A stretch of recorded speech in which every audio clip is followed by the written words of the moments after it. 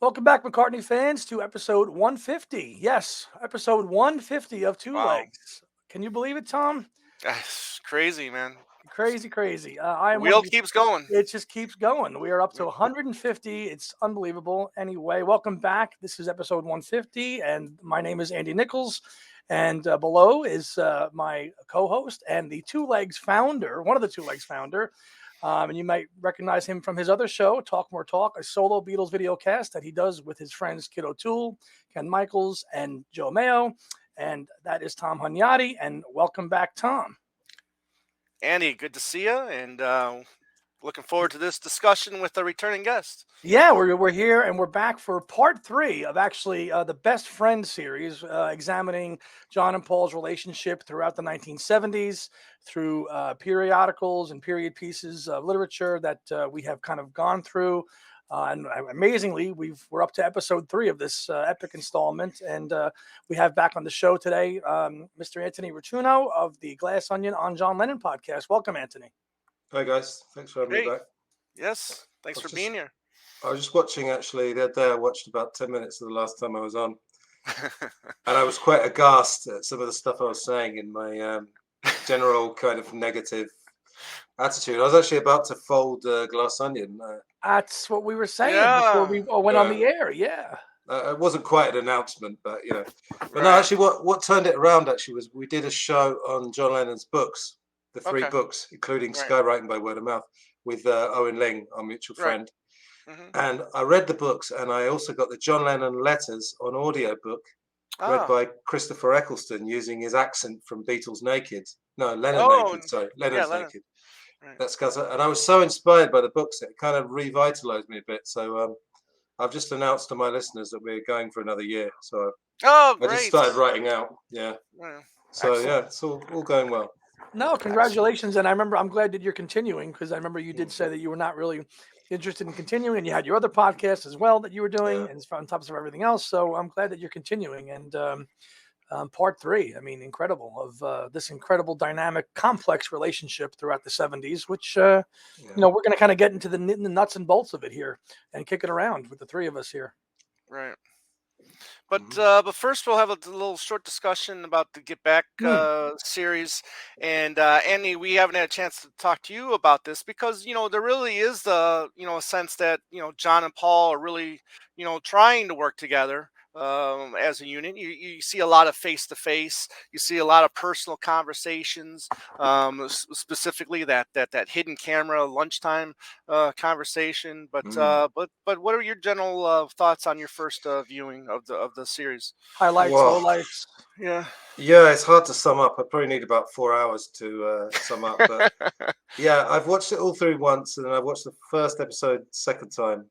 And I was saying to you before, I've actually been invited to do a deep dive on it, so I'm making notes this Mm, time. But right. yeah, it's hard to sum it up because it's so overwhelming. I mean, it's Yeah, just it an is. absolute Yeah. for us three, and for I'm sure a lot of Yeah. your listeners, viewers, it's just an absolute gift. It's just, Yeah. but 8 hours, it's not enough. We're like, oh, we need the rest because weirdly Right. enough, of course, now we know that it's only 1/7 of what they've actually got, like Right. 56 hours. So it's like Oh.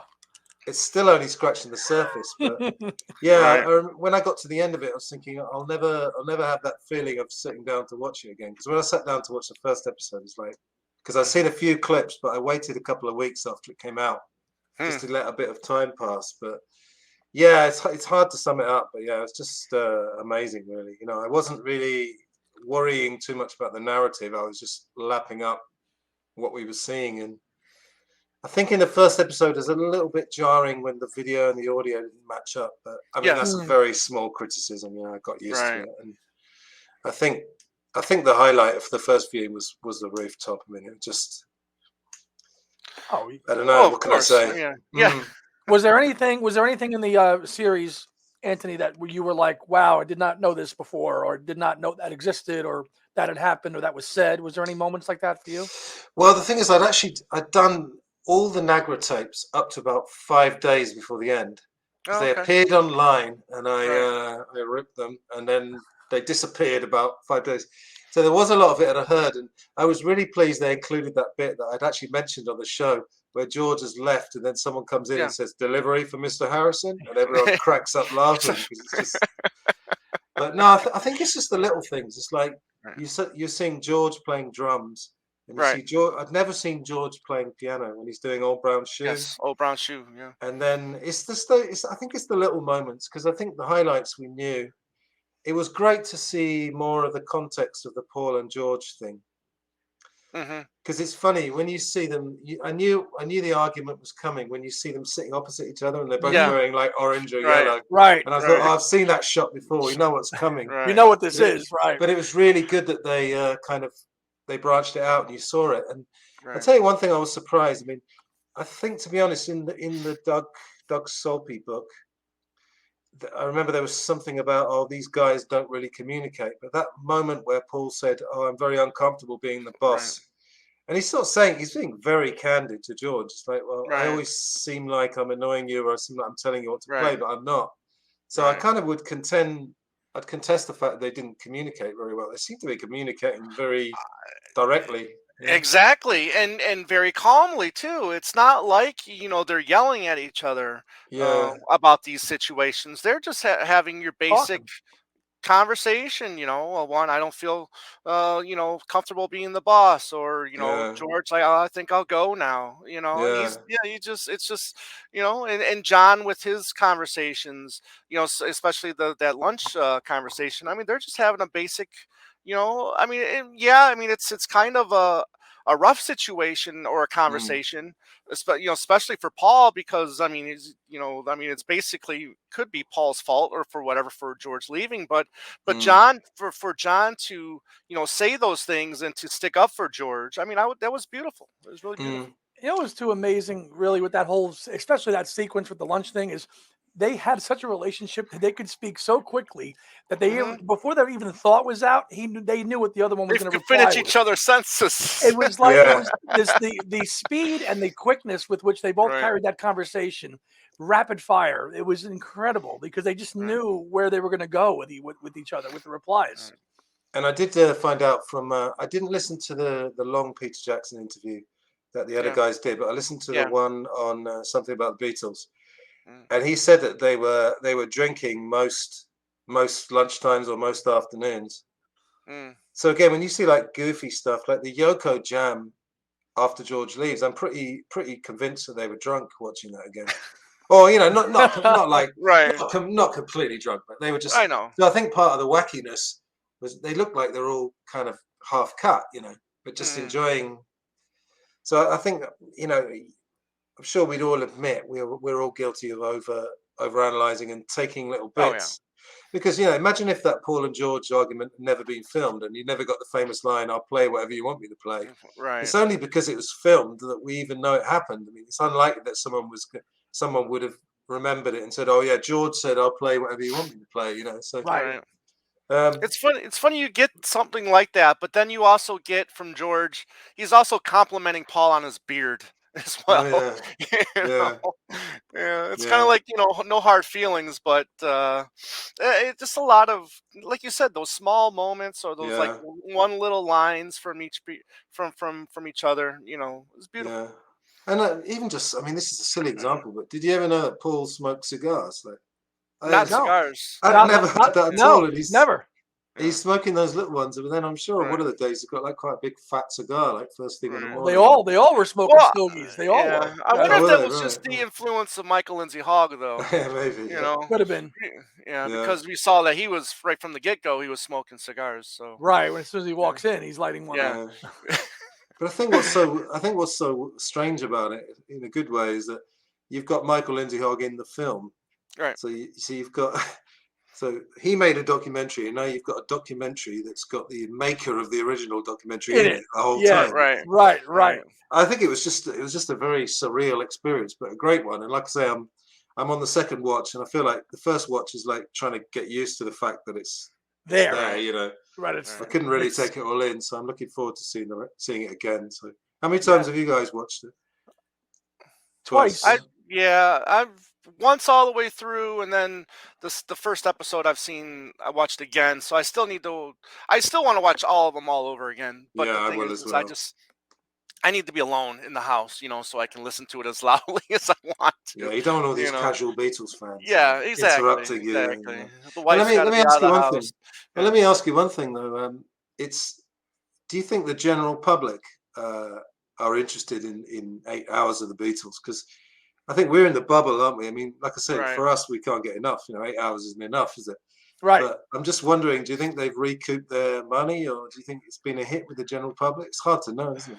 Yeah, I mean, I have seen comments, it's too long, just give me that, the 2 hour theatrical cut or whatever it was going to be. Yeah. So those comments are out there, Mm, but not as many as I'm seeing. Oh, give me more. I'm yeah. seeing a lot of those. Oh, give me more. I mean, I think from the things we said today, they were talking about. He said he has another 2 hours ready to go Yep. on To top get it of to the 10. To get it to yeah, 10. and there was the rumor going around that there was actually going to be 16-hour director cut or something, or a 14-hour director cut or Mm. something like that. Something insane Yeah. like that. But then again, if you got 4 years to work on it, and then Mm, plus an extra year and a half, a year and a half of those 4 years is because of COVID. COVID. Then yeah, then yeah, of course. Yeah. you're gonna have more material than what you need. Especially if you're Peter Jackson and you love that stuff. I I am mean, sure. I'm yeah. sure he's cleaned up and digitized and cleaned up and Oh, every hour of those 60 hours. yeah. I'm sure he has gone through You Yeah. would and hope. done. When I, Yeah, Yeah. you would hope he did that for the original Let It Be film too. Well, he's mm, talked about that he would Yeah, like to. He would like. They haven't been approached, but if they were asked, they would like to restore right. Michael Lindsay That's what I'm saying. Hogg's You hope film. he would. Right. well, the other They, thing the other thing I noticed straight away was how bright Twickenham Yes. looked compared to the first film. I mean, the first film gave the idea that they're almost sort of groping around in the dark, aren't they? Because it's so grainy and. mm, But I Well, think it that was sets the something to do mood. with the quality of the film, wasn't it? The Right. quality of Well, the actual film that they're using. right. Well, Yeah. part of that sets that mood too, that where it is a kind of a shitty month. I mean, Mm, like the four say, the winter of our discontent, or it's just right. that month was just lousy.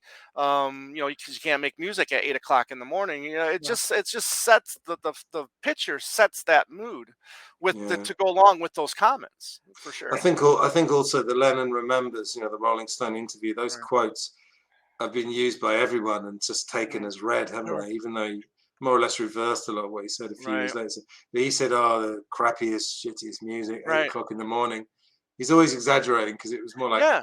10 or 11, really, which Or is later slightly when he slightly decided to Right. different. show up. Right. Right. Right. Yeah, And Anthony. then yeah. oh, go ahead. Go ahead, Anthony, Andy. what did you make? What did you make of Paul's comment and and then there were two section? What did you? Yeah, it's funny. It seemed like a very kind of cinematic moment because obviously he gets a phone call and then John arrives. So I don't know. It was quite unusual. It's not the image of Paul to kind of let his guard down.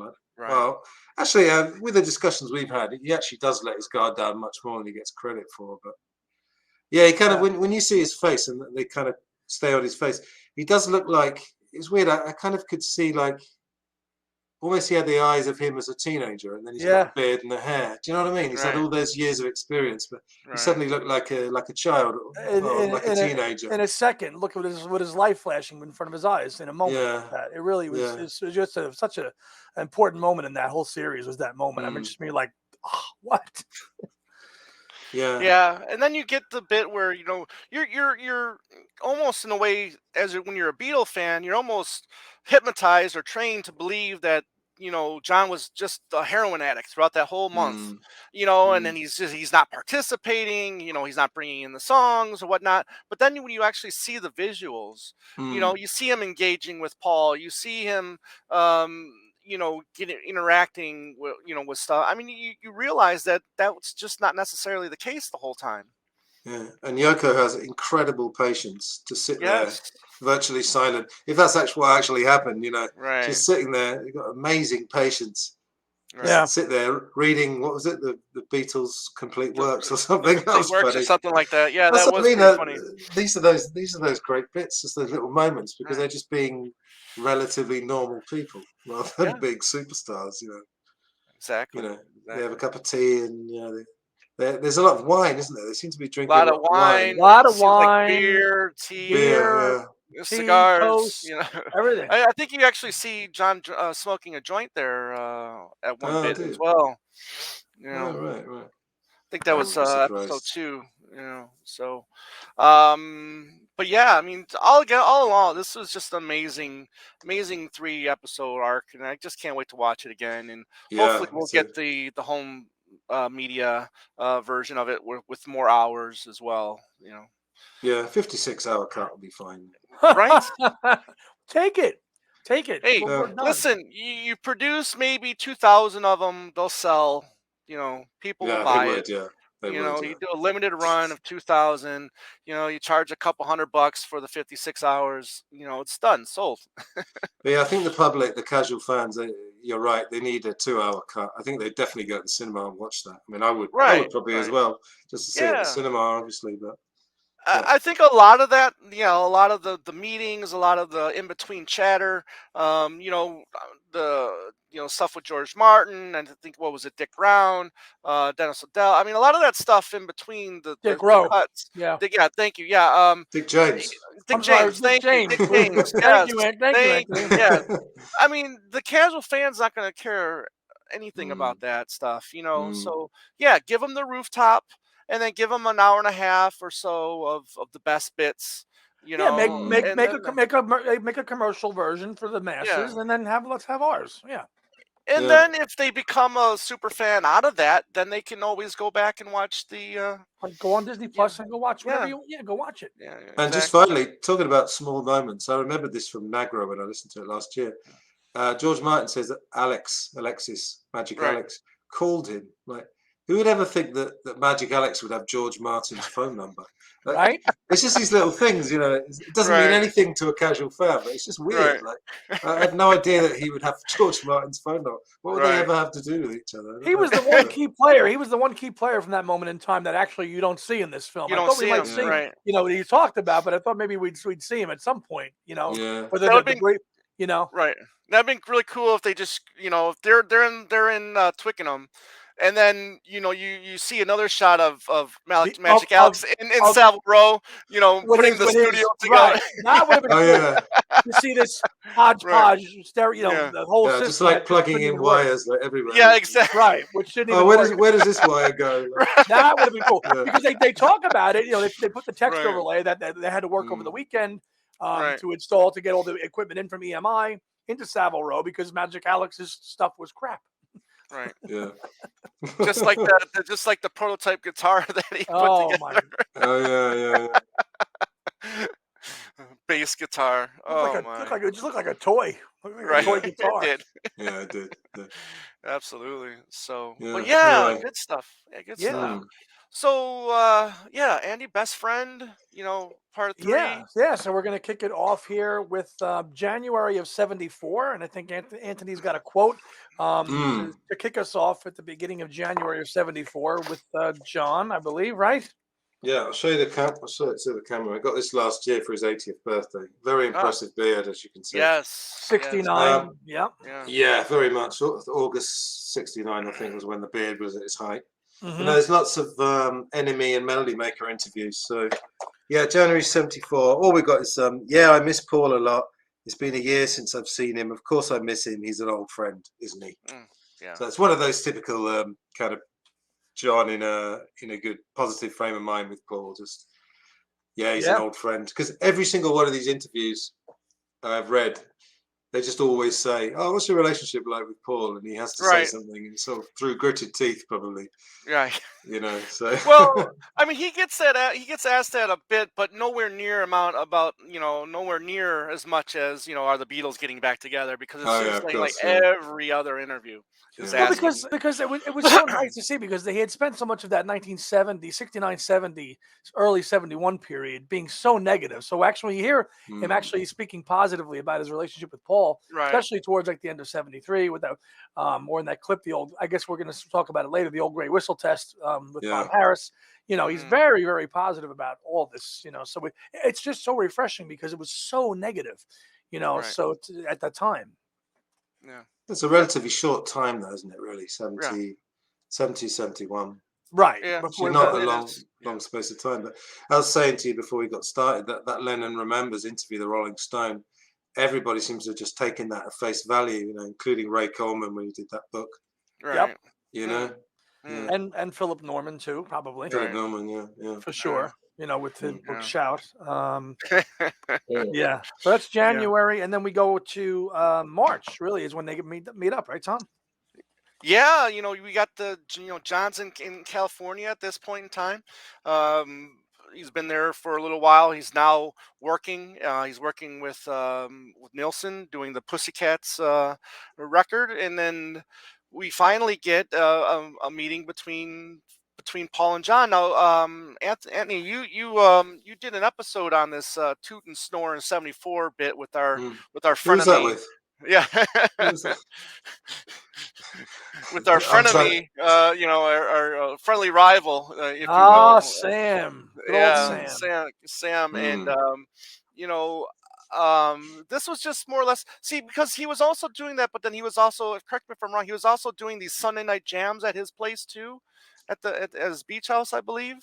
Um, so The he, one John with yeah, Ringo and yeah. oh, I don't know Harry actually. and all that, Yeah, Harry and Keith and yeah, all that. I but mean, they're recording at the studio at this point, and this is where Paul and Linda come and meet for this, now legendary, famous, Mm. um, anything but coherent evening, Yeah. I would say. Yeah. And but and there but I weren't mean, I many. was, There weren't many, yeah, as we know. right, right. Now this is, I'll confess, I've never listened to this bootleg. I'm It's very, Oh. awful. very, yeah, I'm It's very awful. aware of it though. I do know John complains about the headphones and the mic a lot, throughout Mm. this. But It's you know, it's not worth it. It's really not good. I mean, Anthony, I'm sure you're very familiar with it. It's not really anything to write home about. Yeah, I probably heard it 2 or 3 times. There's a little bits that are all right. Stand by Me is not bad, Stand but by Me is not bad. That's yeah. about it. But I mean, it's really it's just not a good recording. You know, mm, it's just not. I mean, it's historic, and I'm glad that we right, have it. But yeah, that was that that meeting. Now we're so Mm. we're at March, right? March yeah, is when they met. March, yeah, Right. So that's so this. Here's a really kind of now. This is about kind of Paul pushing that narrative that he, him and he pushed John and Yoko back together. Now Mm. this is Paul's quote here on this date. Paul, it was weird meeting him. He was in the house with Nielsen, Keith Moon, and a few other guys, and it was a crazed house. It was pretty wild days. So I said to him, "Look, come here, come back, come in the back room. I want to talk to you privately." So I took him in the back room. And I sat him down and said, "I feel like a matchmaker here, but this girl of yours still loves you. Do you still love her?" And he said, "Yeah, I do, but I don't know what to do." So I said, "Well, I've talked to her, and she still loves you, and you've got to work your ass off and bring her roses every day." yeah, Blah blah blah. That famous quote. So he's Mm. attributing that he said this to him on that visit. Whether that's right. true or not, we don't know. And this is the famous Chris Salovic interview, right? That came out Yes, Mm. from '86. right. Yeah, and Was it all on that same day? Who knows? Mm. right. But then again, it's nowhere near. It's not said. Lennon never said anything about it. I mean, Yoko hasn't said anything about it. Should they? If it's true, should she say anything about it? Yeah. I don't know. Well, Um, you'll know very well on my show. We've been doing this Coleman Goldman thing for mhm, what seems like forever, and I think I said on the email. I think let's say the Coleman, or it's more like the Elliot Mintz version, really. The mm, Elliot Mintz Yoko sanctioned version. It's just Yes. getting shakier and shakier. I've got to be honest. mm, And when we get to Madison Square Garden, there's just one thing I wanted to point out. I think is right, fairly factual, but I don't know. It just doesn't sit very right with me. But right, right. you know, S- but who Yeah. knows? I don't know for sure. So this night you find Paul on drums. I believe he's messing around with Ringo's drums, which Yeah, Ringo's got that famous quote. Paul's always messing with me drums. yeah, yeah, you know, but yeah. but Stevie Wonder's there, Jesse Ed Davies. Harry's there as well. Oh, Mm. I mean that alone with Harry there. I mean that alone. You imagine this is how anybody could remember any bit of this anything, night. anything. Was Yeah, there well, anything? John was trying to straighten himself out, so he Right. decided to get a house with Harry Nilsson, Keith Moon, and Ringo, Yeah. thinking Like, we'll all have a cup of tea. So talk about the old times. yeah, talk about the old days. Yeah, But yeah, it wasn't yeah, going to happen. right, yeah. So I mean, I'm sure this was really good for Paul, to finally be in the same room, just hanging out, and just jamming with his old friend, and hopefully it was good for John too, Mm. because the next day, Paul and Linda return, but this time I think they go to his beach house or wherever he's staying, and Yeah. Paul starts jamming on the piano. John is still sleeping, for my research. He finally wakes up, and they have another conversation. They're outside by the pool, and apparently this is where this last known photo of Paul and John then takes place. Then is Out by the uh, pool. in, out by the pool, apparently. Yeah, Do I've you know seen anything? 2 or 3 photos actually from the same Okay, time. There's one from the of same just time. them, and then there's one of them and somebody else, maybe Harry or Harry Harry. Nilsson is in that Here, photo. okay. Yeah, Yeah, Harry's in yeah, that photo. Okay, yeah. right. In But fact, that photo apparently was taken by Keith Moon's assistant at the time. all right. So but again, but this is the last time they're in the studio together. Mm. yeah, You know, for Yeah. sure. I'm trying to see if it might be in this book. I don't. Yeah, we'll throw it up in post just to take a look at it. But right. April, and then from April, then we move into I guess September, right? Or Right. no? Yeah. Yeah, Yeah. September. Yeah. Yeah, Paul is asked about John's latest album, Walls and Mm. Bridges, and Walls and Bridges, and Paul quotes, "It's a very good, great album, but I know he could do better." I heard the Walrus, "I Am the Walrus" today, for instance, and that's what I mean. I know he can do better than Walls and Mm. Bridges. I reckon Walrus is better. It's more adventurous. It's more exciting. You know. Yeah, there are a couple of things to say about that. I think, first of all, I'm very much of the opinion, and feel free to disagree, that Mm. none of their solo work did actually match up to the Beatles. I Bits mean, and pieces here and there. I think they've all. I think yeah, John, Paul, and George had their moments to where something could rival as A good as the Beatle. yeah. Beatles. I would A agree with. Beatles song, yeah, Yeah. But I think a lot is made of the fact that John and Paul maybe didn't write songs together for a long time. right, After probably Robert's, well, actually no, Pepper. They used to have writing sessions at Pepper. Right. But I think just being there, I think those three, John, Paul, and George, just being around each other, sparked it off. They don't actually have to be collaborating. So mm, I know what he means, but I think Walls and Bridges, I think other people have said this.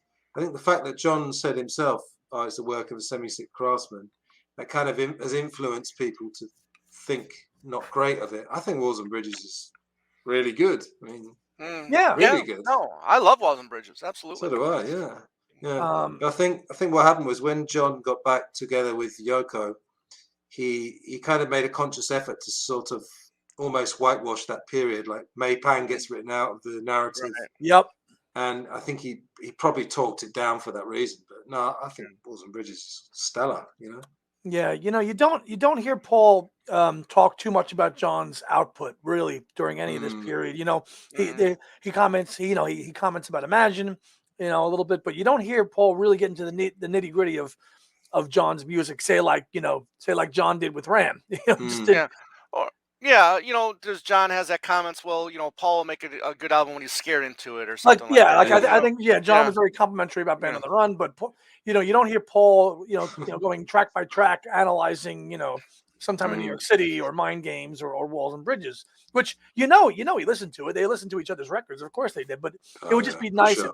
if they actually had some recorded, something on the record about a little bit more about their own releases. I always felt, Yeah, yeah, yeah.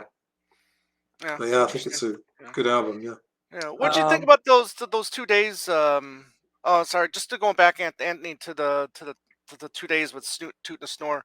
Um, Mm. did you see any kind of like with that, listening to that? Well, Andy as well. I mean, did you? Is there any interaction between John and Paul throughout that bootleg, or is it any kind of like anything personal, or is it just more or less just in the moment? You know. It's very dominated by John because he's Okay. obviously quite up. yeah, You can Okay. work out what that means, but Right. Right. well, we know, don't we? Because he offers it to Stevie. But no, Right. it's dominated. It's dominated by John. But I think he says that oh, McCartney's on the drums, and it sounds more like a kind of quite fun drunken jam. I think the yeah, vibes are jam, very the very vibes jam. are quite good. The vibes are good. Vibes are John's good. kind of Okay. he's Right. just getting a bit testy because his mic's not working, but he's Okay. not really getting testy with the other people. So I mean, it's hard to know with audio, isn't it? But Right. it Yeah. seemed like you're having a good time. Cool. for what Yeah. it was. Alright. So I mean, so now Mm. let's jump ahead again now to I guess November now with John's Yeah. appearance with Elton John at the Thanksgiving night show. Oh, Uh, can I just get one quote? Can I just jump in? Yeah, yeah, yeah, please please, jump in. please. Yeah. Yeah, this is Enemy. This is September actually. Okay, Oh, here we go. so Okay. September. Okay, good. Yeah. This is John. I went through a phase of hating all those years and having to smile when I didn't want to smile. But that was the life I chose, and now I'm out of it. It's great to look back on it. I was thinking only recently, why haven't I ever considered the good times instead of moaning about what we had to go through? And Paul was here, and we spent 2 or 3 nights together talking about the old days, and it was cool seeing what each other remembered from Hamburg and Liverpool. Mm. So there Oh, you go. cool. So that's So- probably that was probably during the Walls and Bridges promotional blitz. I'm sure. You know, oh if it was yeah, September, probably yeah. Yeah. You And he know. says, so you see, all that happened when I blew my mouth off, this is probably Rolling Stone, was that Right. it was an abscess bursting, except that mine, as usual, burst in public. So Mm. good quote. Good yeah, quote. very good quote. Yeah. Yeah, but Madison Square Garden appearance, Mm. you know, big. Now that's the official Yoko, sanitized official. This is the night we got back together stuff where Right. the story kind of don't jive with what Paul says and with what Yoko says. The official story is this is the night they got Right. back together. Tom. Well, in a way, yeah, but people don't realize that it took another. I think it wasn't until that's the Madison Square Garden is November Right. of '74, He but doesn't I go. don't He think doesn't go John back doesn't till move back in until what, February or January, March? January. I think January. the Oh, is smoking it thing is January? January. Okay. All right. Yes, Yeah. but I mean, again, who knows who to believe? But Right. in quite a few books, I think John was actually living with May, and I think he went home with May Pang that night. Yes. And they were Yeah. just about to buy a house. This is May. They were just about to buy a Correct. house, and John went off. So I'm jumping ahead a bit to in January. This smoking, No. this hypnosis thing. Right. Right. And Right. if you don't mind, I want to comment on that. I'll Yeah, comment on that please. in a sec. Yeah. That this is May's telling that John told her he was going to divorce Yoko, and they're going to buy a house. Then he went for this smoking cure and came back very different, like he was in a bit of a trance. Hmm. And the reason I'm a bit suspicious that I had a guy on my show earlier this year. He was talking about this when Cynthia found John and Yoko in '68 in the house with the dressing gowns. Right. In Cynthia's book, and I was listening to the audio book a few months ago. She says, "Oh, John seemed like a different person. He was just like staring like this." And then it's funny that when he came back from the smoking thing, May said the same thing. She's like, "Oh, what about the divorce?" And John's like, "Oh, Yoko's allowed me to come home." And May's like, "What does that mean?" And so it's all very Right. So I don't It- really believe. I think that thing about they Well, who got do you- together and do their you eyes believe- met. What? Hmm. So you don't buy any of that then? I mean, I'm not sure. I'm honestly not sure, but I don't think. I mean, who the hell knows? I don't know if May Pang's. I don't think May Pang's willfully lying, but you know, Right. you learn, yeah. don't you, from history, and when you hear people's accounts, that one person is totally convinced that this is the truth, and one person is totally convinced. So Yeah, I'm going to tend to believe May on this one. Yeah, I gotta there go you with go, yeah. I gotta go with May on this one. I think really because Mm. everything was pointing in the right direction. He was happy. I mean, Mm. you watch those interviews with John in 1974, or Right. you listen to them. The ones with He's the amazing. he's amazing. He is relaxed. He's jovial. He's comedic. I mean, his interview with Scott Muni on WNEW in September of '74 in New York Brilliant. is absolutely brilliant. He did it again with Scott Muni later when he was promoting February of '75 when they rushed released Rock and Roll because it had to come out. All these interviews, you know, he was still back in the Dakota, but even that period, he was so relaxed, and that backs up May's story that he was really, you know, this is where he was at, and then all of a sudden, boom. Well, there's the Dennis Elsis interview. It's brilliant. I'm sorry. Oh, Dennis, yeah. Dennis That's all- Elsis, yeah. not Scott Muni. Dennis Yeah. Elsis was in September of And '74. then there's Scott Muni, Right. isn't there? Muni was in February of '75. But yeah, those interviews are absolute golds. And John is at his Yeah. most carefree. He loves talking about the history and the Beatles, and Yeah. you know, it doesn't jive with the official. You know, everything just changes. You know, and then it changes very quickly. Well, this is one version. I mean, there was an okay documentary called The Real John Lennon from 2000. Hmm. I'm sure you can find it somewhere. It wasn't too bad. Okay. It wasn't. And May said basically that she was a girlfriend to John. You know, she was encouraging him to have an adult relationship. Right. So again, I don't know if this is the truth, but the kind of thinking is that maybe John Yoko, I think it was very genuine, 68, 69, probably up to about 73. I totally buy the first 5 years of their relationship. But I think after that, you do get the sense that there's this protective mother, and Okay. that she's almost, in a way, sort of infantilizing him. I don't know if that's sort of deliberate on her part. But May was like, I was a girl. I didn't want to be his mother. Right. I didn't want want to be his mother. I girlfriend. wanted to be his girlfriend. And Again, she and again, says that. Yeah. Yeah, we're taking it at her word, but who knows? It's fun speculating. Yeah. Well, And yeah. this is a guy that probably needed a little bit of both. He needed that mothering figure in his life, clearly, but which does he go to? So at the end of the day, he went back to that security blanket that was there for him. Yeah. Right. Yeah. Yeah. But getting back to the Madison Square Garden show, and the reason why we bring that one up is because they perform. I saw her standing there, but it's what John says prior to, is why we were adding this, and it's he quotes, we thought we'd do a number of an old estranged fiance of mine, Paul, Called which, Paul. yeah, Called yeah. Paul. Great line. Called Paul, yeah, and it's great, and he's so these great lines. It seems just comes natural No, to him. actually, he know, prefaces that. He prefaces that with, "We're going to do one more number, so I can go out Number, of here and be right, sick. right. It's So I like, can get I out of here love and be that. sick. I love that. So Yeah, it's I great. can get out of here and be sick." you're gonna be sick, yeah. It's great. Yeah. There's a little bit of film of that, isn't there? Taken by a fan. Little bit, I mean, yeah, it's almost Yeah. unwatchable. It's unwatchable, Yeah. really, isn't it? Yeah. And it's shot on 8mm, and there's no sound. I think they dubbed in the sound, Right. but it would have Dubbed been in the sound, right, they dubbed in the Yeah. sound for sure. But Sound yeah, is good though. right. it's fantastic. But Yes. but it's funny, the sick part though too is we know that's kind of a running theme because he also gets sick at the Toronto Peace Live Peace in Festival, Toronto. Live Peace in Toronto as Yeah. well. But he didn't get But sick. He didn't that get sick could for be, one. But he didn't get sick for 1-1 in '72. well, maybe not. Yeah. I think it's also the honesty part, isn't it? Like, Right. because you never hear performers say that. Oh, they're no. they're basically being honest in a Right. comedic way and saying, "Oh, Yeah. maybe get off and be sick." Yeah. Right. Yeah. Normally they say, "Oh, it's so great to be here," and wish I could stay Right. longer. But he's like, "Oh, I'm too nervous. Let me." Yeah. Right. I love it. Yeah. And Yeah, we should- it probably was one of the worst kept secrets. I'm sure everybody knew that Lennon was going to come out that night at that show Right. for Elton John. But I mean, you listen to that recording still, when you hear the crowd. And that was just only in Madison Square Garden last week. And I think about it for a concert, and I think about being there if that night. And just, could you imagine the place would have just levitated. I'm sure it did. And Well, they lots of talk ways. about like it was shaking almost, wasn't it? Yeah. Right. Like the place was probably not literally, but it was like Oh. place was absolutely banging. But wasn't the 1-1? Was that at Madison Square Garden? Yeah, that was Madison It was. Square No, Garden. I was, never thought about that. He was Yeah. back there again on the same Yeah. stage.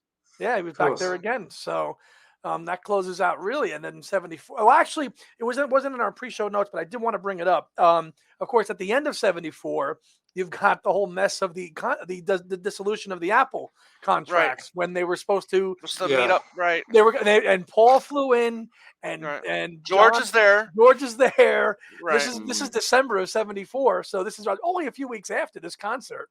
And Right. they're there to go dissolve it. And you've seen some great video footage of this, I think, in George's. And it's a living material world. Yeah, where, Crazy. and he's like, let this be final. They're signing a stack of papers this thick. Right, Yeah. and he's only It's and like he's autographs, isn't it? It's like they're autographing them, right? Right. It's Yeah. weird. yeah. So it's in here. So I've got it in here in Keith's other book here with December. Right. Paul says we'd all arrived for the big dissolution meeting at the Plaza Hotel in New York. There were big tables, like Geneva conferences, like it was a Geneva conference with millions of documents laid on the table for us to sign. George had just come off the tour. I flew in, especially from England, and John wouldn't show up. He wouldn't even come across the park. John got on the phone and yelled, "Take those fucking shades off and come over here." John still wouldn't come over. He had a balloon delivered with a sign saying, "Listen to this balloon." It was all quite far out. Listen to this balloon. Yeah, I love that. And this is about around the time where George is very vocal about both of them as well. About that with George, doing that, and then he also talking about Paul, where he would never want to be in a group again with Paul. So Yeah. Have you heard thing. George's album? George, have you heard George's interview with Alan Freeman? Um, You probably not have. that I recall. I think it's 76. Okay. Try and have a listen to that sometime. He's All right. amazingly candid.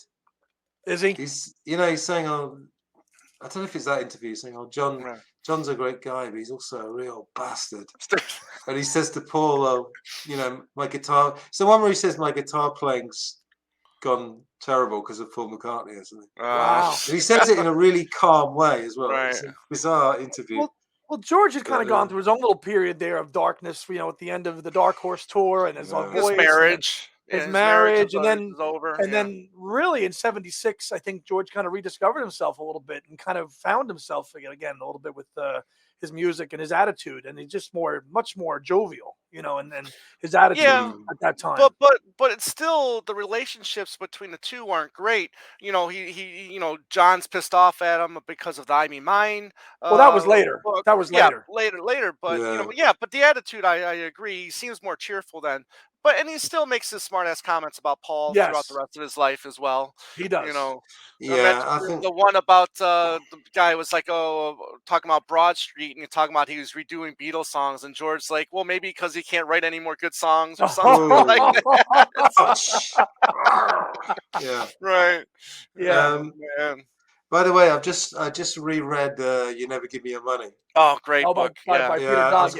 going to Yeah. say, I'm sure Yeah. you'd agree. It's absolutely Oh, it's top. probably it's one of the best books ever written. It's got to be Yeah. considered a top 10 Beatle book. Absolutely. Yeah, 100%. absolutely. Yeah. Yeah, and I was going to say, to make a book that's basically mostly about lawsuits, Exactly. that entertaining and poignant, But it Right. was. brilliant. But it Brilliant. was so. I mean, Yeah. I wish he would do an updated version. I wish he would do an updated one if he could. Yeah. Well, of course, he was Yeah. about to write a John Lennon book, wasn't he? Prisoner of Yes. Love, and Yeah, I was looking forward to that. yeah, Yeah. I'm sure you were. Yeah. I'm sure you had. Did you have it pre-ordered, Anthony? No, I was going to get him on the show for sure. I was going to hound him until he came on the show. There you go. Because I think he doesn't do many interviews. No, he doesn't know. He was on one podcast that I listened to, so yeah, he does okay, occasionally. Yeah, Okay. yeah, Gotcha. interesting. Okay. All right, so now we're into 1975, and here's the big invite to New Orleans for John to go Right. do Venus and Mars. That just never happened. Right. Yeah, You hear Paul talk about it. I think you hear John talk about it. I think one of you guys have a quote about John going to Mardi Gras. I think it's you, right, Yeah. Andy? Go ahead. Yeah, Mm. this is attributed to Thursday, January 16th. I don't know where it was in the timeline, but Yeah. this is John saying, I was supposed to be going down to Joan Paul in New Orleans, John recalls, but my personal life sort of interfered with that. I was just too busy being happy. I had reconciled with Yoko. We're happier than ever before. It's like the old story. When you get someone that you've lost, it's better than ever. We were so wrapped up in each other that I just never made it to New Orleans. Sorry, Paul. This is no disrespect to anyone else. I was having relationships with, brackets May Pang, but I feel like I was running around with my head off, and now I got my head back on. Yoko and I were always in touch, or on one way or the other. Blah blah blah. Yeah, that's pretty much it. So that's why he's saying, why he Yeah. didn't go. Yeah, but it could have been the same way with Paul too. Where when you lost somebody and get them back. I mean that bond could have easily been put back together with the way he described himself and Yoko as well. You Yeah. think, and I often think about how Venus and Mars would have changed if John had come and just played around. Would the album itself change, or would they actually write songs together for a different project? It's who knows. I mean, but it Yeah, I never mean, happened. So. do we know what the plan was? Was he going to play, or was he actually going to write? We don't know, Right, do we? that's the Yeah. thing. I don't think we know. It just Right. he was going to go down there and write together, right? I think Well, writing Yeah. was what probably was what it was going to be. I can imagine him finishing off some of Paul's songs. That would have been cool. Oh, I don't know absolutely. if they would have sat down and written one from scratch, but you can Yeah. imagine. I mean, that's kind of what they did anyway, from about Right. 65, finishing Yeah, off they those just songs. finished them Yeah. up. I think some songs like Letting Go and Call Me Back Again, I think would have been like songs I think John could have been interested Yeah, in. yeah. And John would have been. lending a hand with, maybe. As long as he didn't say, "Well, I'm thinking of redoing Maxwell Silver Hammer." Well, That would have been good. the one song John would have absolutely detested was "You Gave Me the Answer." You know that. The Oh, the yeah, granny yeah. the granny song, yeah. Yeah, He would have went down there and said, "You're still playing this shit." Paul?" yeah. Oh, I love You Gave Me the Answer. I think it's great. Oh, Yeah. so do we. Yeah. Yeah. But yeah, again, May said that. Oh, John had said to her, "What do you think would happen? Oh, what do you think if I started writing with Paul again?" And May said, "Oh, mate, do it," you know. Right. Yeah. And then this smoking thing happened, and then apparently they met. They happened to meet at the dentist. I don't know how that happened. They happened to have a dental appointment at the same time. It's a bit bizarre. And like I said earlier, you know, I think this John sort of turned up looking very sort of blank-faced and said, "Oh, I'm going back with Yoko." You know, I don't know. right. Who knows? I forgot what interview I was watching the other night where they're, you know, obviously they're talking about the Beatles getting back together again, and he's saying that he doesn't want to be the one to instigate or, you know, be the one to get everybody back together because he's too busy. Well, then if, you know, would you Yeah. still be too busy if people are, you know, if you're all in agreement to get back together? You know, it's just it's really weird the way he words these things as well. Sometimes during those interviews about getting back together, where he makes it sound like it's a possibility, but also not going to happen at the same time. I don't know if you guys get the same sense, you know, on that as Yeah. well. But it's just, you know, It's but just great candid interviews though. It's this Yeah. bizarre thing in the 70s. They're all four of them are kind of buzzing around. Right, Sometimes in England, sometimes America. right, Sometimes two of them are up for a reunion, two of them right, aren't, three of them are. John's having visa problems. Paul has right, visa problems. right. George has visa. He's a problem. Right, It's this John does. John bizarre does. John does. thing. Yeah. John doesn't want to leave the U.S. because he's right, afraid he won't get back in. right. So, Absolutely, yeah. so he just. It's Right. just very weird, isn't it? It's just you Yeah. get twos and threes. The fact they virtually all played on each other's songs as well. Not Yeah. quite. John and Paul Not didn't, quite. but Right. Yeah. But it's close. just very strange, isn't it? It's all very Right. strange. Yeah. Yeah. Never And quite got them in the same room. no, it was close. Never. It was close, but you know, and then again, of course, John's to go back to the signing of the papers. John finally does sign, but in Disneyland a few weeks later, Oh, in that's it, California, I think in Florida, Disney World in Florida, with Julian and May were there, and that's when he finally signed his portion of the documents to dissolve the group. You know, weeks after they were supposed to in New York. Sorry, this is not about John and Paul, but did Cynthia go to Disneyland as well? Yes, yes, And she did. Cynthia suggested that they have another baby. Is that true, or is that another one? We don't know. Don't know about that, but she did go with them to Disney World. She did, and those were signed on I think the 31st, New Year's Eve of '74. So, but I know she did go on that trip. So Interesting. She did go on that trip. Yeah, And Cynthia and May got on very well, didn't very they? well. Yeah. Is that in any? Did Cynthia write about that too? Because I do have the John book from Cynthia here, Oh but yeah. I haven't gotten to it yet. Does she mention anything about that in there? Do you About recall? having a baby, or Yeah, another no? baby It was born. was. I think it was in the John Lennon letters. I said I was listening to Okay, the audio version. I can't remember what it was. He's writing a letter to someone, and he says, okay, "Oh, Cynthia." I think it might have even been later when A Twist of Lennon came out. I honestly can't remember, but are you I talking think it's about John. this? Yeah.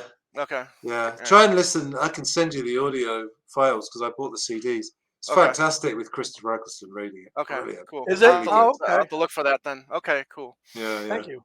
Another Yeah. baby with Cynthia. Yeah. Whoa. I think that may be true or that may not. I don't know. Okay, But Yeah. all right, cool. We've gone through that, and now in March, John actually makes an appearance at the Grammys, presenting I think it's this record of the year with Paul Yeah, Simon, record of the year. Yep. and they had that little joking oh, it's back and brilliant. forth. Yeah. Where's your partner, Paul? My partner, Paul- Paul. You Oh know, yeah, I used to play with my partner Paul. Paul, right? Yeah, Yeah, and then Paul goes, I used to play with my partner my my partner partner Art. Art. Art. Right. Yeah. So that I, was pretty funny. Yeah. that was really funny. When I think it's funny between Simon and Garfunkel, and Art goes, Right. "You still writing, Paul?" Paul. Yeah. Yeah, Still And, did, acting Art. and didn't Art Garfunkel call him the Poison Dwarf at some point? Something like that. Something like that. Because it's funny seeing them, isn't it? Because Paul Simon's Right. so short and Art Right. Garfunkel's Exactly. huge tall. this But is John very decided funny. to don that kind of beret thing he had going on there for a little bit. Right. Yeah. You know, and the Elvis button. Yeah. And I think there's that great photograph of Roberta Flack, John, Paul Simon, Art Garfunkel, and David Bowie. then David Bowie all backstage Yeah. that night, Yeah. which is a great photo. Right. And John still There's- looks different every single year, doesn't he? He Yes, just goes through Absolutely. just goes through Absolutely. so many Many looks. transformations. really. Because I you mean, Yeah. you can more or less look at a picture of him any year, and we could probably say what year it was, couldn't we? Right. Just Yeah. by looking at Yeah. what just hair But he's got. Or, the Yeah. funny part at the end of that whole bit then was you hear John say, which one is Linda or something into Yeah, that. yeah. You Oh know, no. Doesn't he say thank you, Linda? That was wonderful, or something no, like that? or yes. where's no? He said, "Where's Linda?" or something like that. And then you go after that, it's like since the joke didn't go anywhere, he goes too subtle, I guess. Yeah. Oh yeah, that's it. Yeah. Just to touch back on Anthony, you're talking about the Mm, hairstyles. Here's the one that you mm. don't see too often. Was when he cropped it, he shaved it off. Oh Oh, that's yeah, right. Yeah, is he that did that. Yeah, 76? yeah. Three, Before Ringo, three. before Oh, Ringo that's went bald. 73. Right, Yeah, sorry. before Ringo did. Yeah, Oh right. Yeah. yeah. He always looked good though. He seemed to always every look y- he looks But pretty so cool. many, So. just to your point, Tom. There's so many so many different styles. Mm. Right. For that. But And then his hair grew back really quick too. I mean, especially the beard, because then you see, because you showed that '69 beard earlier, Yeah. Andy, and that Anthony, just or Anthony, and yeah, that right, yeah, thank you. And if that's like, say, like if that's August of '69, you do see like scruffle. You see him like unshaven in February of '69. So just in that, Mm. those 6 months, he's already got himself this big full beard. Which is And pretty amazing. it's also funny how sometimes they go back to a previous look. So Right. Paul in '74 looks a bit like his Sergeant Pepper look A little with bit. the yes, moustache. Yeah. A with a little little, bit, just not a exactly. little bit of 75, a yeah. sketch. Yeah, a 74. little Look bit, at a little that. 75. bit of Yeah, 75, yeah.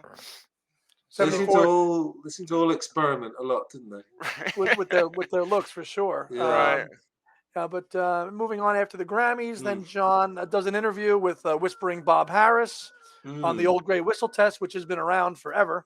It was a lot of that was shown in the original John Lennon Imagine documentary, bits and parts of that from 1988. And John is speaking very fondly of Paul during this interview, and he says here, "I haven't worked with Paul because we had a more difficult time, but we're pretty close now. I'm pleased everyone's doing well. I knew Paul would be all right. What the hell? I'm worried about him. I know he's going to be all right." Mm. Yeah, And it's kind of Bob, like, what the hell am I worried about him? I mean, when you hear him talk about it, because he knows Paul's going to be fine. Yeah. mm. Yeah. And Bob Harris said, "I'm very glad to hear that, John." So- Bob Harris. yeah, It's my yeah, Bob yeah. Harris. Good Yeah. impersonation. Very good Yeah. impersonation of Whispering Bob. Yeah. From around the same time, this is quite funny. Again, from this book, Mm. from this magazine I've got. You know that John actually had to pay Paul when he did Peggy Sue on the rock and roll album. Yes. Right. Yes, And because they, by that time he owned the royalties he owned or the on the Buddy rights. Holly Yeah. catalogue, yeah. And John says, "What a clever move that was. I hope he gives me a good deal." So, but I don't think from the tone of that interview that I was reading, it's not catty. It's Mm, just funny, you know. It's right. not meant in a catty way. It's Well, that's yeah. the thing, with these interviews when he does talk about Paul, because we'll get to the Tom Snyder bit too a little bit. Hmm. He seems kind of friendly and joking at the same time, Mm, And we should say that at this period there's no more really snugging or slagging or each other Nipping. off in the press or No, none of that. anymore. I mean, it's mm. all more or less friendly or kind of smart assly, in a Mm. way, if that's a word. It is. It is But now. it is now, yeah. Yeah. So I mean, it's really cool and refreshing to see these guys actually say nice things about each other now. Mm. Yeah, Yeah. definitely. Yeah. So I have the interview, a little line here that kind of ties into the same time period here. This is still summer of 75. John's asked, "What's your relationship like with the other three Beatles?" John says, "Quote, our relationship is as close as it can be, considering we're not working in the studio together or doing anything else of that kind together or seeing each other as infrequently as we do," which is like when Paul was here last. He came to see me. We go to eat, to drink, we sit around, whatever, and I see them whenever they're in America. I don't travel because of the green card thing. I've only seen Ringo Right. more because I'm on his albums all the time and he's always in LA. George I only saw on the tour and he flashed through in like a mad buzz. But I did get a few moments. I did get a few moments with him. We're all right, We've all got over the separation. Hmm. And that quote is in 75 as well. Okay.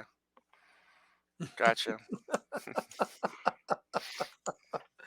Oh, actually, this is not really related, but it's still funny. The interviewer asks him, "What do you think of the critics? What do you think of the critics who say Imagine is your best album?" John, up them. As far as I'm concerned, the best piece of work I put out is the Mother album. Plastic Ono Band, 1970. Right. I agree with that. Solo, I agree with that. Yeah. Yeah. Right. Yeah. I've grown to love that album a lot. It is a Yeah, fantastic album. It is. Did you maybe get they the just sort of reached. Did you get the Sorry. box set? Listen to the box set, Anthony, and all the different remixes and the Evolution stuff with all that. That came No, out as I earlier said, this I've got my year. CD collection behind me. Can you... Oh yeah. No, I shouldn't. I Look it shouldn't. I used that joke last time. You shouldn't. I Right. shouldn't recycle jokes. I'm sorry. Oh, no big deal. No, I It's- just kind of lapped up whatever appeared. I'm not much of a collector. I used to have a pretty big collection, but Oh. Well, No. it is worth even if it is you have streaming services, just to have a listen to some of those tracks and their mixes. no, I have. Yeah, They're incredible. yeah. It's a great. What I love about that album actually is the good vibes, and I think it's one of those things where this will be a weird comparison, but I remember some interviews when they made Schindler's List, which I'm not comparing with Us to Go to Band, but only because it's very dark. Right. The way they kind of counteract that is by having actually obviously not joking about the subject, but joking to lighten it up. And I think that's Right. what happened with Plastic Ono Band. So he's singing all these intense songs, but in between takes he's going, right, I'm going to sing Working Class Hero now. Right. And then he goes into it, So, yeah, that's great. Now just jumping back into the timeline. Tom, you want to talk about the Tom Snyder interview?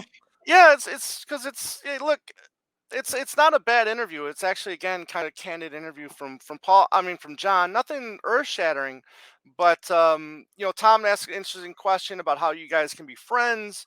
And was there any jealousy or whatever? And John goes on and talks about, I think Tom says something about how can you be friends if you knew, like, if Paul was more popular than you or whatnot? And then John just starts laughing. He goes, well, that's true. Anyways, so so that that's pretty good. And then he goes on saying that even back in the Hamburg days or Liverpool, or early Liverpool days, he knew what the score was. All the girls were there to see Paul. So it's again, I mean, making kind of like smart ass comments, but nothing totally against Paul either. I mean, it's just John telling the truth again. I mean, he knew what the score was, so. Yeah, well, I think with those bands, maybe they might say it's certain ones have attracted certain types of women. Do you remember when George and Ringo were on the Aspel, in the 80s? Aspel and Company, yeah. That's brilliant. I mean, Ringo is it's kind of bad because he's basically going through alcoholism, but he's very funny. Right. And he goes, "Oh yeah, John got the intellectual ones, right. Paul got the teeny boppers, and I got the grandmothers or something." But I think was that the one that they talk about George suing Ringo? Yeah. George. Yes. He goes, "When was the last time you had any trouble?" "Oh, George was suing me." Suing me. Yeah, that's right. No, Ringo's very funny then, actually. Yeah. But no, I think George, when he was on Cavett, 71, I think. I think Cavett asked him about women and stuff, and he says, "Oh, Paul got most because he does something like this, the showmanship." Yeah. Right. So they kind of accepted it, Paul's gonna And to your point, Tom, about John knowing the score, there's that famous clip or interview where John talks about even the sacking of Pete Best. He says how Pete gave Paul competition in the looks department. So John knew. Right. So John knew what the score was. To your point, right. Exactly. Yeah. Interesting. Yeah. Moving on, we got a Melody Maker. A snippet here from October. Paul in the Melody Maker on John says John's supposed to be a loony according to some people, but I know he isn't. But we know he is. So. And then, of course, after that, the big visit at Christmas time. Paul and Linda visit John, John and Yoko at the Dakota. Tom. Yeah, I mean, it's this part is where it gets interesting because of a situation to come. I mean, we find Paul feeling more and more comfortable where he's just now showing up at their place, maybe not always expected. And we'll talk about that the other incident here in a second. But showing up with the guitar around his shoulder. Which again was part of, wasn't that that fictional movie with the two of us? I love that. which Yeah. was directed by Michael Lindsay Hogg, which Michael Lindsay was Hogg, Oh, exactly. yes, of Yes. course it was. Yes. Yeah. yeah, which started with Yeah. Jared Harris portraying Right. Lennon and Aiding, Aidan Aiding Quinn doing Quinn. Paul. Yeah. Yeah, Yeah, and Yeah. Aidan Quinn just doing Paul with an Irish accent. Right. that's I it. love That's it. it. I mean, it's almost, it's got a kind of so bad it's good about it, but I just love Yes. it. Right. We're going to Oh, review I- it Right. next year. Actually. Absolutely. It's I Yeah, actually of I all those love kind it. of films that were made, that actually is one of the better ones, even though it's totally Yeah. fictitious. A lot of I've liberties with that film, but right. Yeah, of Yeah, a course. lot of Yeah. liberties. I've seen it once. I think I did see it when it came out originally. Yeah, you And should see it again. It's great. yeah, I need to check it out again for sure. Well, it's kind of the way they did it's quite clever. It's like a Right. highlights package. Like Right. it's one meeting supposedly in '76, Right. which we think Right. more or less did happen, but Mhm. they talk about all their past. So it's almost like the highlights of all their visits in the '70s, all in one film, Mm. which right. is All quite kind of a normal device, isn't it? Condensing Right. it all into one. But yeah. Yeah. Yeah, but again, I like mean, all that, like them going for walking in Central Park and doing all this gagging and goofing getting off. stoned at the reggae Right, festival right, and right, the right, police right. I car. mean, that's Yeah. again, that's the liberties were taken with that film. But Oh it's, yeah. the only thing missing in that movie is Michael Lindsay Hogg coming up to him and saying, "Okay, where's the show going to be? Yeah. Where are you guys playing live?" Let's go to Tunisia. Yeah, right. let's go to Tunisia. Yeah. Let's go. Let's Yeah. go. Yeah, poor Michael. Yeah, just to Right. go back to Get Back. Yeah, I Yeah. felt bad for him because the Mm. Beatles were kind of hard and quite cynical in one sense, and Right. it must be so hard for him every day to broach it and go, "So, guys, what about the show?" And they all start laughing at him, don't they? But Yeah. Well, also, with Get Back, it was nice that bit where Linda and Yoko were chatting. Remember Yes. that? Yes. That was Yes. kind of nice. They looked genuinely just having a Yeah, chat. engaged with each other. Yeah. Yeah. Exactly. well, You know? it's funny you mentioned like the show because that was the next time that they actually did get together, tying into this Two of Us kind of fictional film, was the Mm. visit when Paul takes the visit to John in April of '76 when they watched Saturday Night Live with the offer to Mm. reform for $3,000. You can give Ringo less. Yeah. Yeah. You know, And I- again, Yeah. sorry. Go ahead. Go ahead. No, go ahead, Anthony. No, I was going to say in the Two of Us, Tom. If you watch that film Yeah. again, that bit where they turn on the TV and they're Right. laughing, Jared Harris and Aidan Quinn. Right. It's so genuine. Yes. It was just the two of them as the characters just find it so funny when they hear that It's 3,000. very that bit of the film is very believable. It, Yeah. you know, like, and if you're going to recreate it, I mean, but obviously, Linda and Yoko were present for that meeting when they, That's when right, they, when they yeah. were all. It wasn't just John and Paul, so it was a Right. little Yeah. different. They were all four of them watching it, and you don't know how much myth and how stretched it's become. But I mean, I'm sure they did all watch it. I mean, but you just don't know how much of it. Well, did they watch it? I mean, you never know. But apparently, they did watch it together, and they all thought about it for a second, but then just didn't go because they were too tired. Mm. Yeah. Well, I think what you get from I read You Never Give Me Your Money. He just really highlights how stressful the whole thing. Like you really don't think you wouldn't really want to be them after a while. Like Right. success is probably great for a while, as we Mm. know with podcasts. Right. Right. We're all famous now. It's great for a while, but no, seriously, you get the idea from that book that after a while it's just like you just want to like beat your head against the wall. It's just so stressful. Everywhere you go is like people Right. asking you for money, people asking you Right. for the Beatles to get back together, and you think, oh my God, he really portrays that well in that book. Right. So Right. I think they probably thought it was a good idea, but they're really opening like a hornet's nest, if Mm. they'd done that, Mhm. Yeah, because the two of them had just gone down there and they just were not on their A game. Then that would have been well. Remember when those two Beatles went down there and they sucked? I mean, it's almost like a good thing they Right. didn't go. Yeah, we wish they hadn't come though. Yeah. Right. Right. Well, the So- funny bit, a few weeks later, I don't remember exactly when it was. Was it whether it was a couple weeks later or a couple months later? Then George shows up asking for the check. Yeah. Oh, Oh, you when he know, did his appearance with Yeah, Paul when Simon. he did this, Yeah. yeah, and Lauren was like, "Well, it's supposed to be for the four of you, not just one of you, Not just one of you, so- right? right, Well, right. I'm here for the check, For man. the check, Where right? is it? was that Rutland Weekend Television or is that? That was Saturday Night Live. Saturday Night Live. What The did they same, the play? same show. Yeah, it was the same show. Uh, So George shows up. He did a he was promoting 33 and a third. So ah, Right. he yeah, had yeah. the Good videos album. for Crackerbox Palace, and this song was This on song, there. and then You I think know, he performed Homeward so Bound, I think, with yeah, Paul Simon. Here Comes the Sun and And Here Comes Oh, the Here Sun. Homeward Comes the Bound. Sun. Yeah, Yes. yeah, yeah. But they weren't performing the night that Paul and John were watching them on the TV, No, that was it? was Oh, I later. was No, gonna say, yeah, that that would was have been yeah, crazy. Yeah. yeah, right. Yeah. Yeah, but, Yeah. a few months later, again, 33 Third, I think, comes out a little later in the year. Yeah. So that's when this was April of '76 when that offer came from Lorne Michaels. Right, So George was just in typical, Python fashion that he is, just following up and, right, well, where's the check? I'm here to get it, right. which Yeah. was Yeah. pretty Well, deadpan. yeah, and then they do a small clip of Ruddles on Saturday Night Live as well, because I think Eric Idle hosted, and they did that first little I Must Be um in Love, isn't it? yeah, Yeah. yeah, exactly. And then What I a think great then song, by the way. Yeah. yeah, and then I can't remember. I think if it's 79, I can't remember. But then Neil Innes is also performs. You guys pronounce it Innes or Innes over Innis, there? Innis. Innes. Innis. Innis, Yeah. Okay. Innis. Yeah, Innes. And he performs a few songs on Saturday Night Live as well. Yeah. Well, I just forgot the timeline. If it Just was an offshoot. before, it was Some of the after. Ruddles music Yeah, is absolutely tremendous. Double Back oh, it Alley. is. yeah, Oh the my double back. God. Yeah, I mean, yeah, you've probably seen this, of course. This is very predictable. Someone's done a spoof film for Get Rut instead of right. Get Back or something. Back. Did you see that recently? And No. you've got them on the. It's not very good, to be honest, but it's a Oh. funny idea. Right. In the Ruttles, they just show a clip and Nasty actually boots someone off the roof at the beginning of the concert. I'd forgotten about brilliant. He just sort of Uh, goes, "Ugh," and someone Right. actually falls and goes, ah! Someone falls off the roof. Wow. Oh, it's Oh, I'm not fantastic. surprised. Oh, Good man. stuff. Good stuff.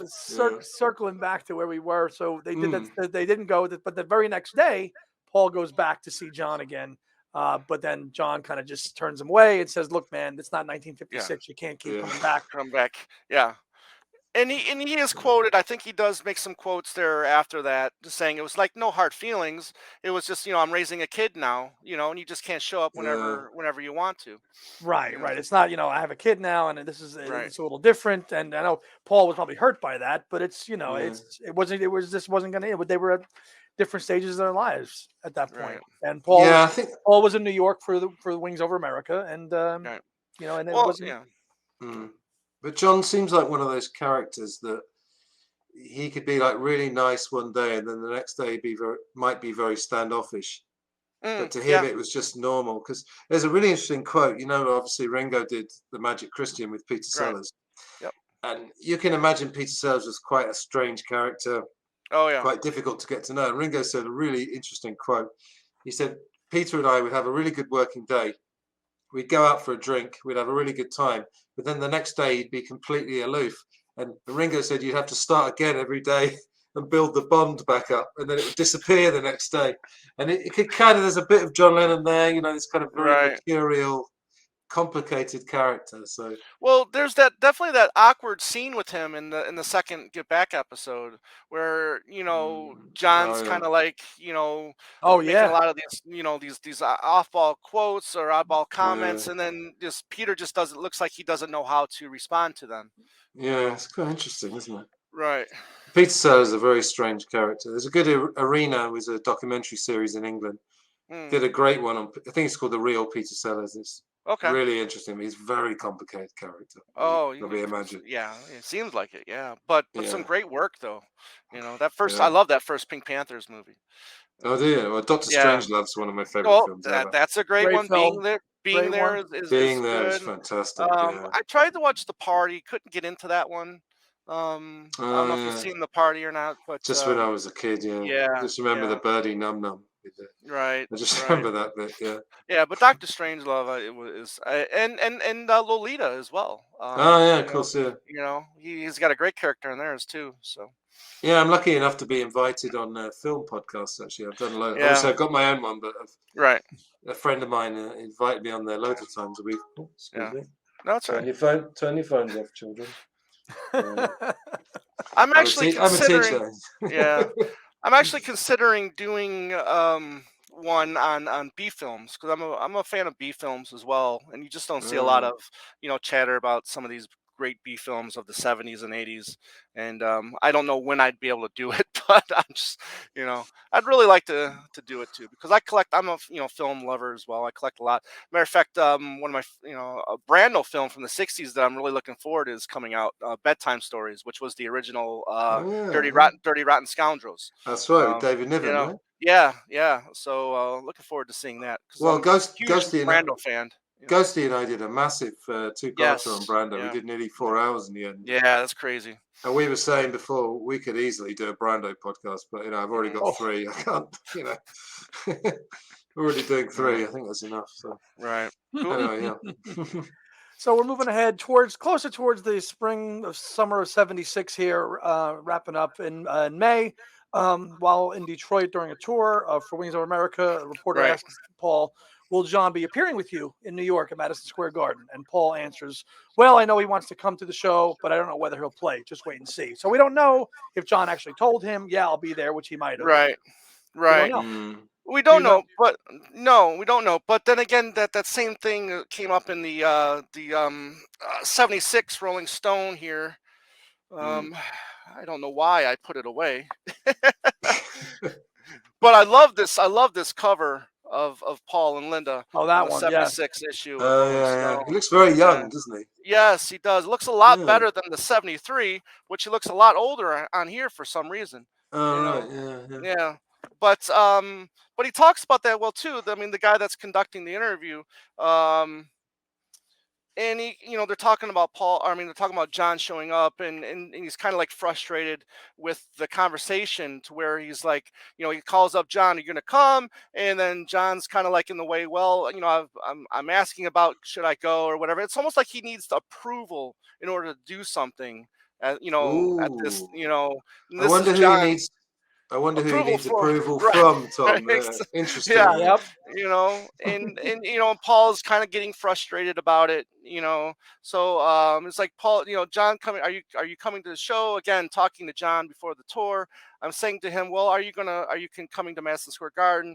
And it's just like, well, I'm asking people if I should go, and it just seems, not really interested. It's like he needs to be Mm. motivated to go in a way. He's But almost like but scared to go.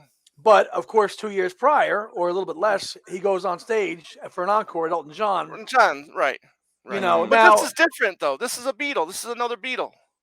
You know, right? Yeah. I think it's the But which weight of it, like we said last right, time. I think. exactly. I mean, Yeah. he doesn't get on stage with George in '74, right? I mean, does he go to see George? he Did does he go to go see to a George. concert? Yeah, Yeah, yeah. Who, Paul or John? John. John. John went to go Yeah. see him because there's a Yeah. nice photo of the two of them backstage Okay.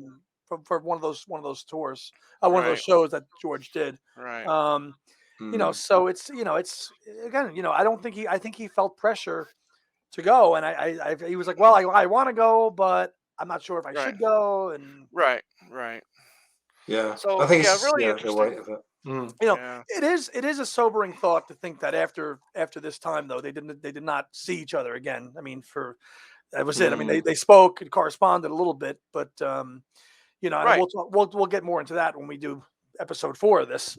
Right, Because because when Paul goes back the next day on that Sunday, and John turns him away. I mean, that's the last time they see each that's other in it. person.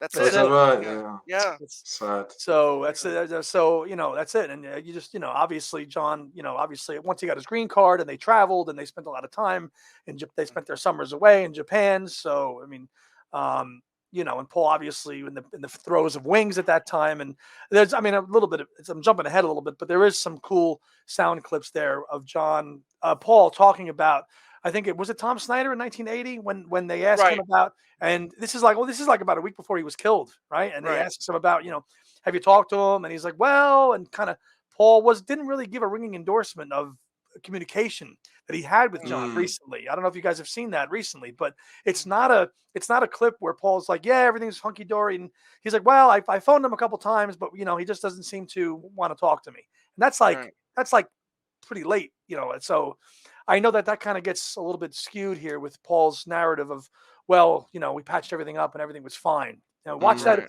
Watch that interview with Tom Snyder Yeah, well, from we'll definitely have to 1980. discuss that for part 4 then, Oh because yeah, we'll try to definitely wrap this up with part yeah. 4, I'm which just jumping a little ahead, but right. Yeah, no, but no, because there's some more interesting things. Andy, we saw the little piece of paper where John has one word to describe each person, Oh and yeah. with Paul he says extraordinary, Mm. and just a lot of interesting things. Paul has some. You talk about that, and there's more coming up, for sure. A lot of interesting things to yeah, talk about for part 4 for Just sure. one other thing before we finish. Yeah. Also, both their fathers died in '76. Thank you. Yes, thank that's you, It's right. quite Anthony. Yeah, strange. yeah. Their mothers had died around the same Early, time, and then right. John's dad, as he says in The Two of Us, my old man croaked on April the The, 1st. the the Yeah. bastard April the Fool's bastard Day. the bastard croaked on April The Fool's Day. bastard croaked on April Fool's Day.